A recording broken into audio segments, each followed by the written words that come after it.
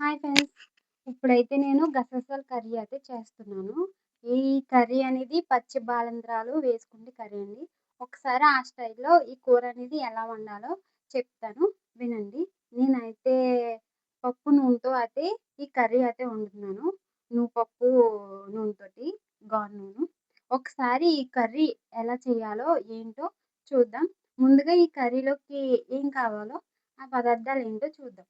ఈ కర్రీలోకి కావాల్సిన పదార్థాలు ముందుగా గసగసాలు ఒక 5 నిమిషాల ముందు నానబెట్టుకొని ఉండించుకోవాలి.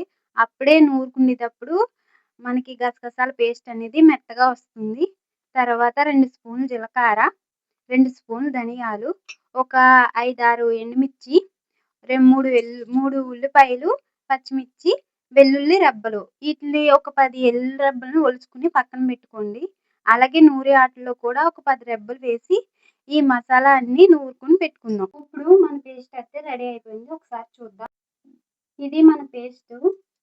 మనం వేసుకున్న మిశ్రమం ఉల్లిపాయ, జీలకర్ర, ధనియాలు, గసగసాలు, ఎండుమిర్చి, వెల్లుల్లి అన్నీ వేసుకొని పేస్ట్ చేసుకున్నాం.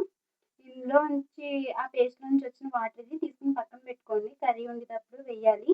అలాగే వెల్లుల్లి ఒలుచుకొని పక్కన పెట్టుకున్నాను. పచ్చిమిర్చి. ఇప్పుడు కర్రీ ఎలా తయారు చేసుకోవాలో చూద్దాం. స్టవ్ అయితే వెలిగించుకొని పెనం పెట్టుకొని హీటెక్కించుకున్నాను. ఇప్పుడు ఆయిల్ అయితే వేసుకుందాం.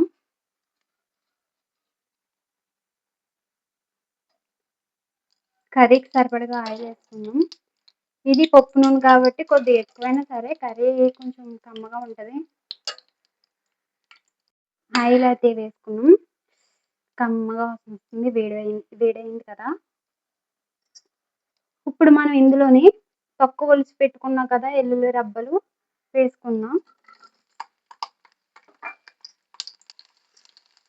ఇవి బాగా వేసుకుందాం.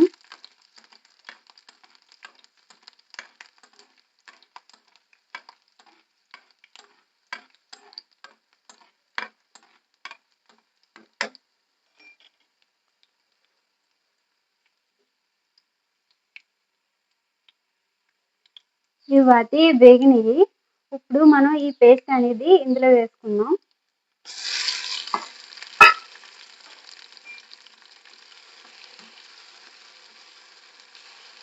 పప్పు నూనె కదా ఆయిల్ చూసారా బుడగలు వచ్చేస్తున్నాయి.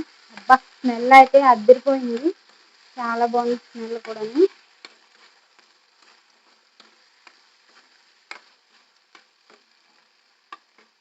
ఇది కొంచెం దోర కలర్ వచ్చేంత వరకు వేపుకుందాం. ఒక్క నిమిషం పచ్చిమిర్చి వేసుకోవడం మర్చిపోయాను. పచ్చిమిర్చి కూడా వేసుకుని వేపుకుందాం. చూసారా మన కర్రీ అయితే 70% అయితే వేగింది. ఇప్పుడు ఇందులో మనం 1/2 స్పూన్ పసుపు వేసుకుందాం.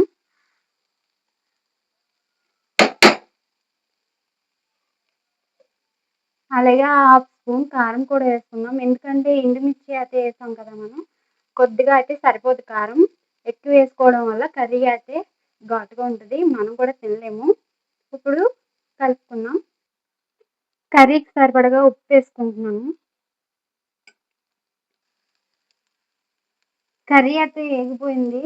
మనం ఇందాక మసాలా నూరినప్పుడు వాటర్ తీసుకున్నాం కదా! ఆ వాటర్ అయితే ఇందులో వేసుకుందాం.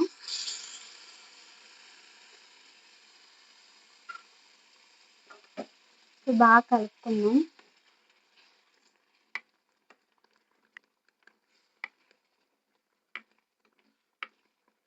మన కర్రీ అయితే ఉడికిపోయింది. ఒక దాంట్లోకి తీసుకుందాం. మన కర్రీ అయితే రెడీ.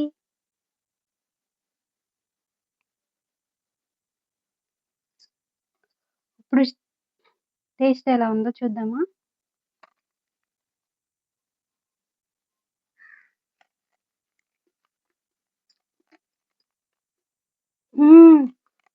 Super taste. మీరు కూడా ట్రై చేయండి.